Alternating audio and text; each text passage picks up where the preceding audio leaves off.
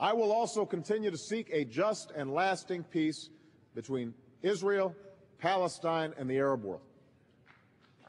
We will continue to work on that issue. Yesterday, I had a constructive meeting with Prime Minister Netanyahu and President Abbas. We have made some progress.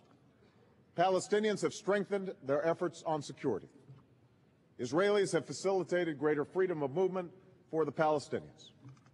As a result of these efforts on both sides, the economy in the West Bank has begun to grow. But more progress is needed. We continue to call on Palestinians to end incitement against Israel. And we continue to emphasize that America does not accept the legitimacy of continued Israeli settlements. The time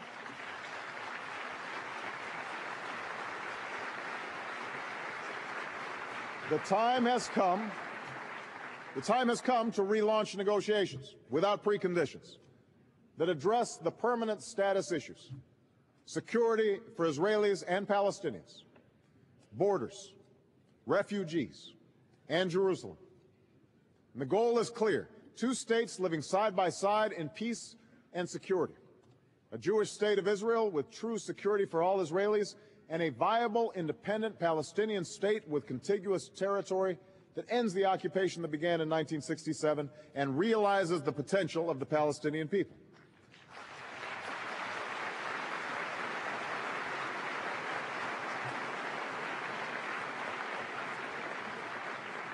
As we pursue this goal, we will also pursue peace between Israel and Lebanon, Israel and Syria, and a broader peace between Israel and its many neighbors.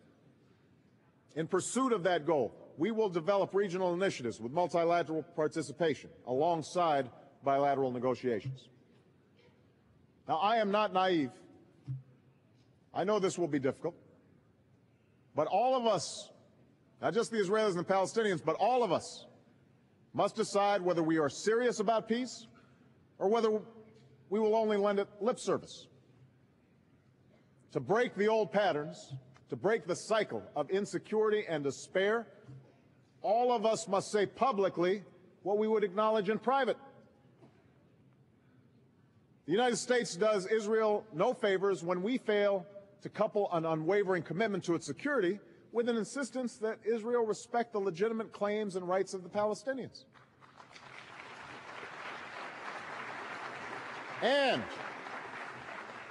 And nations within this body do the Palestinians no favors when they choose vitriolic attacks against Israel over constructive willingness to recognize Israel's legitimacy and its right to exist in peace and security.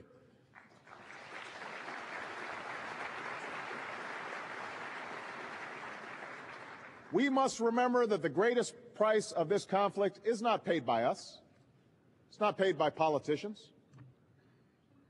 It's paid by the Israeli girl in Sderot who closes her eyes in fear that a rocket will take her life in the middle of the night.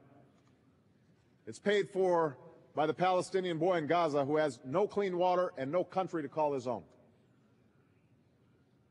These are all God's children. And after all the politics and all the posturing, this is about the right of every human being to live with dignity and security. That is a lesson embedded in the three great faiths that call one small slice of earth the Holy Land. And that is why, even though there will be setbacks and false starts and tough days, I will not waver in my pursuit of peace.